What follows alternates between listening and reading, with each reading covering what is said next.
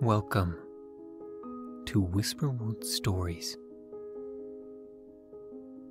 Today, we read 3 stories from r/short scary stories. Let's begin.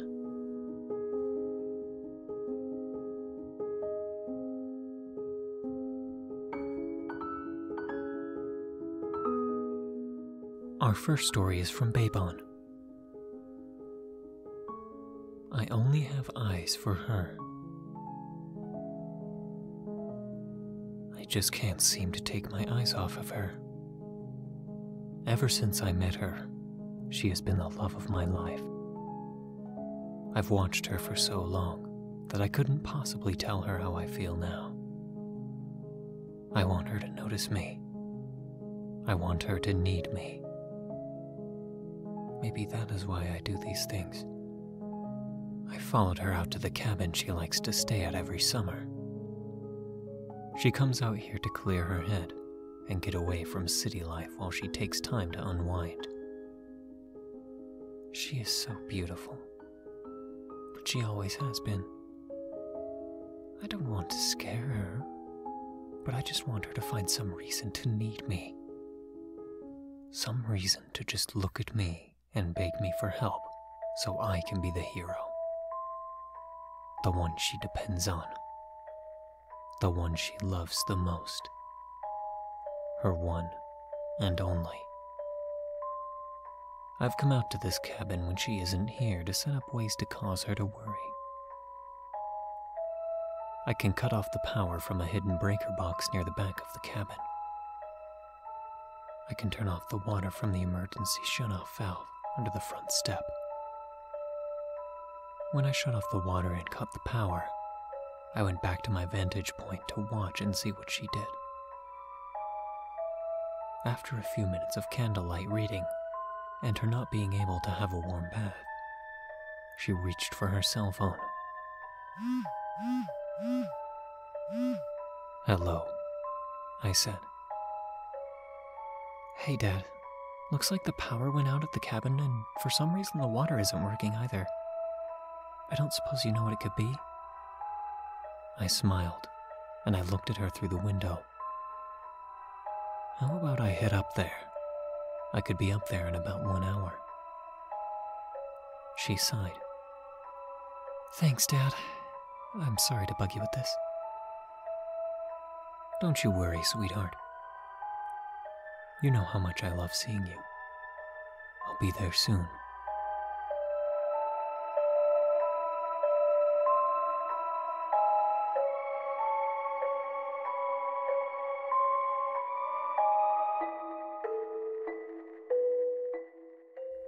Our second story is from G-Town. Tell me a scary story. Can you tell me another scary story tonight? Another one? Jimmy, you're much too young to be hearing spooky tales every night. But the other stories you've told me weren't really scary. I want a real scary story tonight. Oh, really? Okay, you little punk. No pumping the brakes on this one. But no waking me up if you're scared. Deal? Deal. Okay. Then I think that I've got a good one. So once there was a woman, and she was very lonely. An accident had occurred when she was young and left her skin severely burned and deformed. All she wanted in life was a loving partner and the ability to have a child. She wanted a child more than anything. This story doesn't sound very scary at all. Well, if you interrupt, I can't really get to the scary part. Now, where was I? Ah, yes. A woman, and she had really bad skin. People would call her names like Freddy Krueger or the Human Pizza. The Human Pizza. Oh, that's funny, huh? Well, just wait until you hear the rest. So the woman knew that she would never be able to find a man to love her and give her a child. So she would have to find another way. She began going out at night and peering through the neighborhood windows, looking for the perfect child. Then one fateful night, she glanced through a large window, kind of like the one here in your room, and she spotted the perfect little boy. It looked like my window? Yes, perhaps it was your window. And so that night, she managed to get the window open and quietly snuck in to grab the boy. Let's call him Jimmy. You can stop this story now. I don't want to... Oh no. We're just getting to the scary part. So she went to grab little Jimmy, but then she heard the doorknob turn. It was the boy's mom, so she quickly ran and hid in the closet. As she peered through the small crack in the closet and saw the mother lovingly tucking the small child in, she began to feel enraged. It just wasn't fair that this woman was able to enjoy what she had always coveted in life. So what happened? So the woman couldn't control her anger any longer. She lunged from the closet and began attacking the mother. She managed to grab the lamp off of the nightstand and began bashing the mother repeatedly until her final breath. She then scooped little Jimmy out of bed and brought him back home with her. They lived happily ever after. Mommy, that story was too scary. What if that woman comes through my window at night? Honey, it was just a scary story, and I promise I won't let anyone take you away. Okay. And, Mommy, next time, instead of a scary story, can you tell me how you got your boo-boos?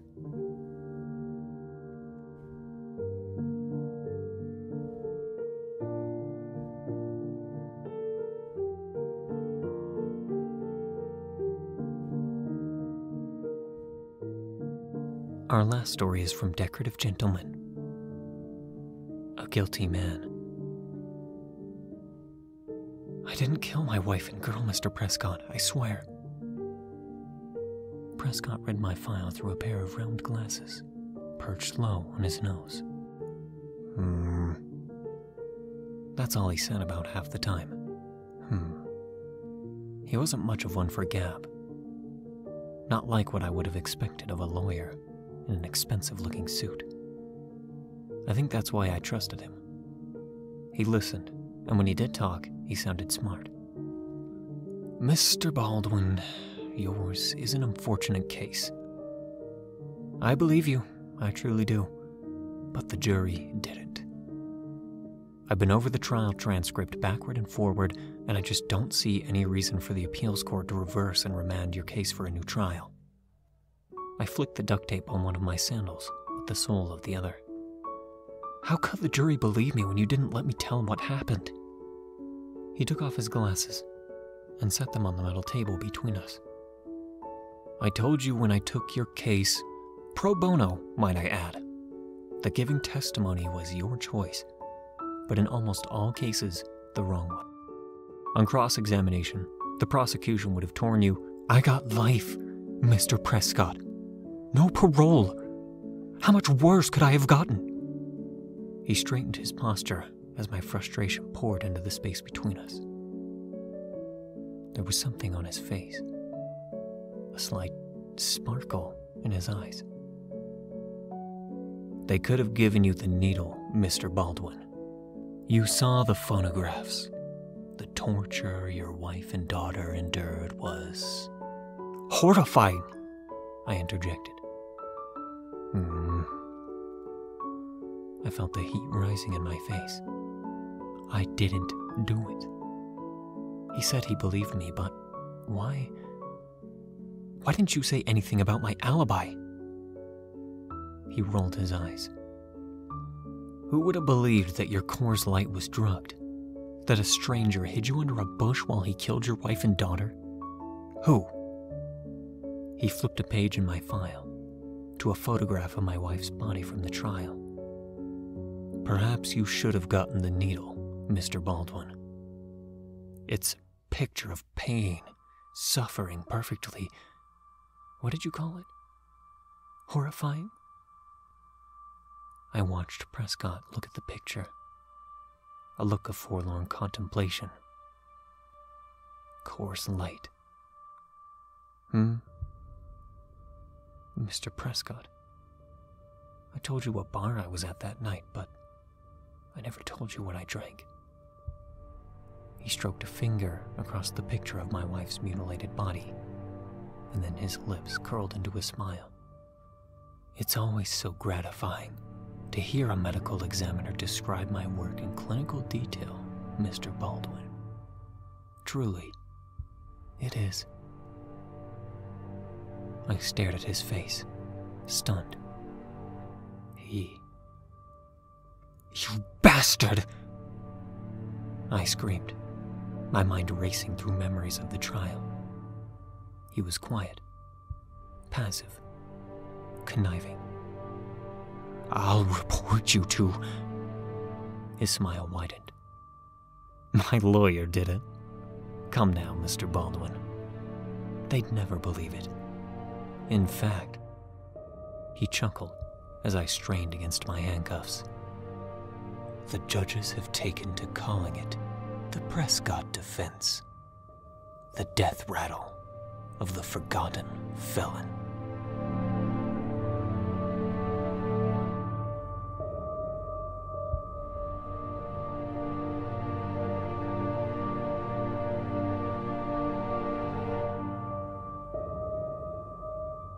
Thank you for listening to Whisperwood Stories. If you enjoyed, don't forget to comment, like, and subscribe down below. Do you have a story that you'd like me to read here? Consider commenting or sending it to whisperwoodsubmissions@gmail.com. The stories in this video were read, and some were slightly altered with the author's permission. Thank you again for listening, and be sure to check out the original Reddit posts.